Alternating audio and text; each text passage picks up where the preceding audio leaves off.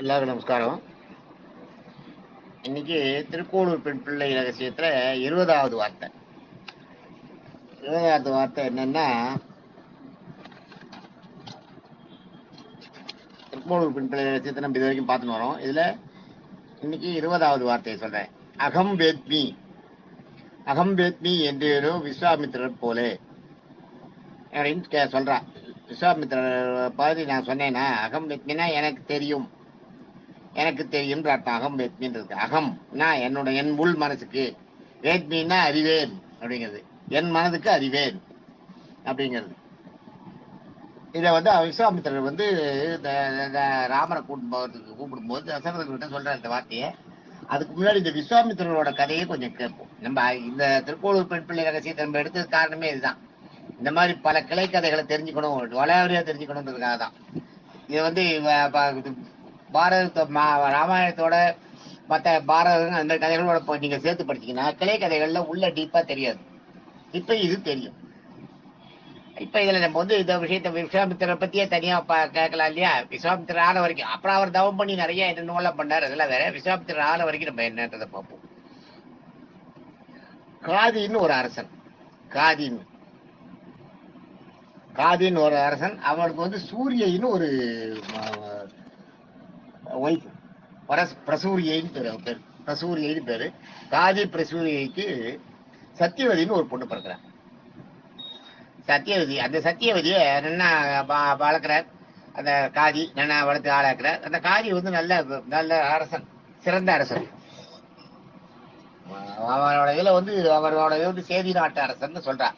அதாவது சேதி நாடுன்றது அதாவது சகுனியோட முன்னோர்களுடைய நாடு சேதி நாடு. அந்த சேதி நாட்டு அரசன் அவன். அந்த சேதி நாட்டு அரசன் என்ன பண்றான், இந்த பொண்ணை வளர்த்துக்கிறான். இந்த இதுக்கு நடுவுல ரிஷிகர்னு ஒரு முனிவர். ரிஷிகர் மிகப்பெரிய தவோபலம் படைச்சவன். மிகப்பெரிய தவங்களையும் அனாவசியமா பண்ணவர். நிறைய தவப்பலம் நிறைய இருக்கிறவர். ஆனா வெளியில தெரியாது. ரிஷிகர் தன்னை யாருன்னே காட்டிக்க மாட்டார். தான் உண்டு, தான் தவப்பலன் உண்டுன்னு அப்படியே இருந்துருப்பார். இவர் ஒரு நாள் என்ன பண்ற, இந்த காதியோட அரசருக்கு வராரு. அவருக்கு யாகம் பண்றதுக்கு ஒரு இடம் வேணும், ஆசிரமம் பண்ணிக்கிறதுக்கு ஒரு இடம் வேணும். அதை அந்த காதி ராஜா கிட்ட கேட்கலாம், சேதி ராஜா காதி ராஜா கிட்ட கேட்கலாம் அப்படின்ட்டு வர. இவர் வரும்போது என்ன பண்றாரு, இவர் அரண்மனைக்குள்ள நோக்கி உள்ள போகும்போது ஒரு பொண்ணு கிராஸ் பண்ணி எதிர போறா. பார்த்தா அப்படியே அந்த அதிரூப சுந்தரின்னு அந்த மாதிரி இருக்கு. அவ்வளவு ஒரு அழகான பெண்ணு. அந்த பெண்ணை பாக்குறா. பார்த்த உடனே யார் இது அப்படின்னு உடனே கையை காட்டி நிறுத்துறா அந்த பெண்ணை. அந்த பெண்ணு நின்று இந்த முனிவரை பார்த்த உடனே நாணம் அடைகிற. உன் பேர் என்னன்னு கேக்குற. என் பேர் சத்தியவதின்னு சொல்றாங்க. நீ யாருன்னு கேக்குற. இந்த காதிராஜாவோட பொண்ணு அப்படின்னு சொல்லிட்டு ஓடி போயிடுறா. சிரிச்சுட்டு ஓடி போயிடுறா. அதாவது அவளுடைய மன எண்ணங்களை ஓரளவு அவருக்கு தெரிவிச்சுட்டு போயிடுறா. இவருக்கும் மனதுல தோணிடுது. சரின்ட்டு போற. உள்ள போறேனே ராஜா கிட்ட போயிட்டு, இது மாதிரி எனக்கு தவம் பண்றதுக்கு இடம் வேணும், நான் அதை கேட்கதான் வந்தேன் அப்படின்ட்டு. உடனே அதுக்கு என்ன, நான் ஆசிரமம் பண்ணிக்கிறதுக்கு உங்களுக்கு இடம் தரேன்னு ஒரு இடம் நிர்மாணிச்சு கொடுத்துடுறாரு. காட்டுல ஒரு நந்தவனம் எல்லாம் அமைச்சுக்கிற மாதிரி பாதுகாப்பான இடம் நிர்மாணிச்சு கொடுத்துடுறாரு காதிராஜா. அப்புறம் நான் உண்மையை சொல்றேன், நான் இது வரைக்கும் நான் நினைக்கல. வரும்போது நான் பார்த்தேன், உங்க பெண் சத்தியவதின்னு அப்படி போனா. அவ எதிர கிராஸ் பண்ணி போனப்ப நான் பார்த்தேன். அவளோட உருவம் எனக்கு உண்மையாவே எனக்கு மயக்கத்தை உண்டு பண்றது. என் மனசுல அவளை கல்யாணம் பண்ணிக்கணும்னு தோன்றது. இதுக்கு நீங்க எனக்கு அவங்க பொண்ணை கல்யாணம் பண்ணி கொடுக்கணும் அப்படின்னு கேட்கிறேன். ராஜா கேட்க ராஜா சொல்லுவாரு, இதுக்கு நீங்க கேட்க ஆசிரமம் தான், அதனால நான் ஆசிரமத்தை கொடுத்துட்டேன். இங்க வந்த உடனே உங்க மனசுல தோணின எண்ணங்கள் இது நீங்க என்கிட்ட கேள்வியா கேட்கல, கேணுன்னு வரமா கேட்கல, ராஜா கொடுன்னு கேட்கல. இப்ப நீங்க இதை சொல்றீங்க, இங்க வந்தப்பறம் தோணுது. எனக்கும் நான் யோசிக்கணும், இவனுக்கு மனசே இல்ல. ஒரு பொண்ணை கொண்டு போய், நல்ல பொண்ணு, அழகான அருமையான பொண்ணை கொண்டு போய் முனிவர் கல்யாணம் பண்ணி கொடுக்குறதுன்னா எப்படி அப்படின்னு அது பண்றா. அப்புறம் அந்த என்ன பண்ற, ராஜா கிட்டையும் நான் என் மனைவி கிட்டையும் கன்சல்ட் பண்றேன் அப்படின்ற. இவருக்கு அந்த ராஜா இந்த ரிஷிகர் என்ன சொல்ற, நான் இங்கேயே தங்குறேன் இன்னைக்கு நைட்டு, நீ உன் மனைவி கிட்ட கன்சல்ட் பண்ணிட்டு உன் பொண்ணுகிட்டையும் கேட்டு நீ எனக்கு பதில் சொல்லலாம், நான் இதனோட பதில தெரிஞ்சுட்டு போறதுல ஆவலா இருக்கேன் அப்படின்ட்டு அவர் அரண்மனையிலேயே தங்கிடுறேன். தங்கிட்ட உடனே அவர் ராத்திரியெல்லாம் அவர் போய் யோசனைக்க. ராஜா அந்த பிரசூரிய கிட்ட மனைவி கிட்ட கேட்கறான். மனைவி சரி பரவாயில்ல பண்ணி கொடுக்கும் அப்படின்றா. அவளுக்கு ரிஷிகள்ன்றதுனால நல்ல தபோபாலம் நிறைய இருக்கும் அப்படின்னு. அந்த பொண்ணை கேட்கிறாரு கூப்பிட்டு, அவர் பொண்ணை, அந்த பொண்ணு நான் பண்ணிக்கிறேன்னு, நான் பண்ணிக்கிறேன் அவர். ஆனா இந்த ராஜாவுக்கு நம்ம அரச வம்சத்து பொண்ணை அதுக்கு கல்யாணம் பண்ணி கொடுத்துட்டோம்னா இந்த அரச வம்சத்துக்கு அரசனே இல்லாத போயிடும். ஒரு ராஜாவுக்கு கல்யாணம் பண்ணி கொடுத்தா கரெக்டா இருக்கும், ஒரு முனிவருக்கு கல்யாணம் பண்ணி தான் கொடுத்தா ஒரே பொண்ணை அப்படின்னு இவருக்கு வந்து பிடிக்கல.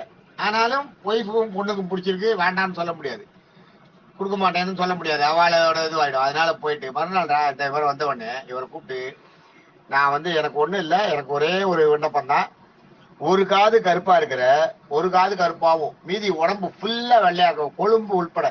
குழம்பு சாதாரண குதிரைக்கு கருப்பா இருக்கும், குழம்பு உள்பட எல்லாமே வெள்ளையா இருக்கிற குதிரை 1000 குதிரையை நீ எனக்கு கொடுத்தேன்னா நான் என் பொண்ணை கல்யாணம் பண்ணி கொடுக்குறேன்.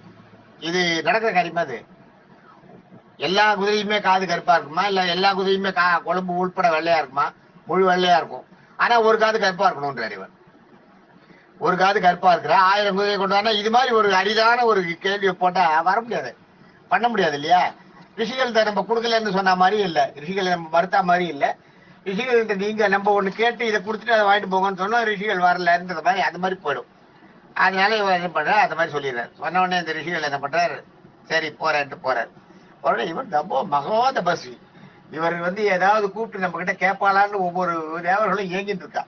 இந்த இவருக்கு ஏதாவது ஒன்று பண்ணி கொடுத்தா, அதாவது சாதாரண முனிவர்கள் வந்து இறைவனை வணங்கி தேவர்களை வணங்கி அவகிட்ட வந்து ஏதாவது ஒரு வரம் கேட்டாள்னா இந்த முனிவர்கள் செஞ்சிருக்க அந்த இது இருக்கு தபோபல், அது வந்து அந்த வரம் கொடுக்குறா பார்த்தீங்களா, அவளுக்கு சக்தியை கொடுக்கும். பிரம்மாவை நோக்கி வரம் இருக்கா இல்லையா, எல்லாரும் பிரம்மாவை நோக்கி தவம் இருக்காளே, அந்த தவம் இருக்கும்போது பிரம்மா அவருக்கு அவ கேட்கிற அந்த வரத்தை கொடுத்தாருன்னா, கொடுக்கும்போது என்ன ஆகும்னா இவகிட்ட இருக்க தபோ சக்தி இருக்கு பார்த்தீங்களா, அந்த தபோ சக்தி ஃபுல்லா அவருக்கு போகும், அவருக்கு போயிடும். இவ கேட்கிற அந்த வரத்தை பொறுத்து இருக்கு.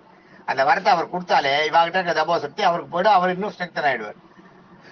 அதனாலதான் பிரம்மா வந்து அதே மாதிரி பிரம்மாவுக்கு உண்டு வரம் கேட்டு இல்லைன்னு சொல்லக்கூடாது, சாகா வரத்தை தவிர மீதி என்ன மாதிரி வரம் கேட்டாலும் கொடுத்துடணும்ன்ற பிரம்மாவுக்கு ஒரு நியதி.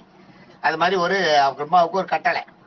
அந்த இது ஆரம்பிக்கும் போது பழைய ஆரம்பிச்சு யுகம் புதுசாக ஆரம்பிக்கும் போது அது மாதிரி பிரம்மாவுக்கு ஒரு கட்டளை, அந்த கட்டளையோட தான் அவர் ஆள வர்றார். அது மாதிரி இந்திரனும் அது மாதிரி இந்திரலோகத்தை ஆளும் போது இந்திரன் வந்து மேக்சிமம் வந்து தேவர்களை எல்லா தேவர்களையும் காப்பாற்றணும், தேவர்களுக்கு துரோகமே பண்ணக்கூடாது, தேவர்களோட எதிரிகளை எல்லாம் அழிக்கணும். அந்த இதோட தான் இந்திரனையும் படைக்கிறார் பிரம்மா, ரெண்டு இந்திரனை படைக்கிறார்.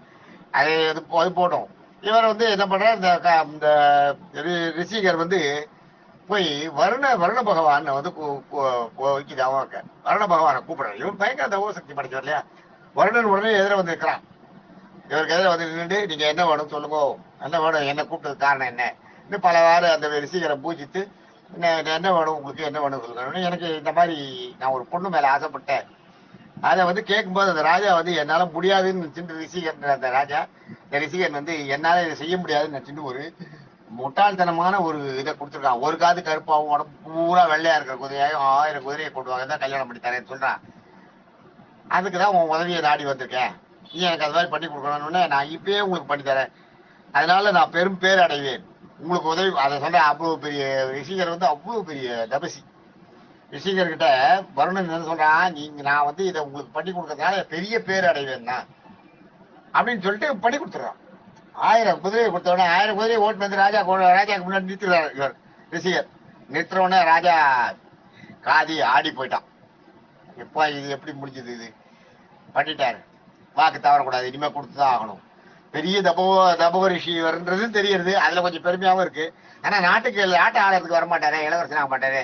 நம்ம பொண்ணு காட்டுல போய் அவர் கூட ரிஷி கோலத்துல ரிஷி பத்திரி கோலத்துல இருக்கும், இந்த நாட்டை ஆள்றது யாரு அப்படின்னு அவருக்கு வந்து அந்த ஒரு கவலை. அதோட கல்யாணம் பண்ணி கொடுத்துறாரு. கல்யாணம் பண்ணி கொடுத்த உடனே கல்யாணம் பண்ணி கொடுத்தாரு. அவ 2 பேரும் சந்தோஷமா இருக்கா, அவருக்கும் பிடிக்காது இவளுக்கு, அந்த இவளுக்கும் சத்தியவதிக்கும் பிடிக்கிறது அந்த ரிஷிக முனிவரை.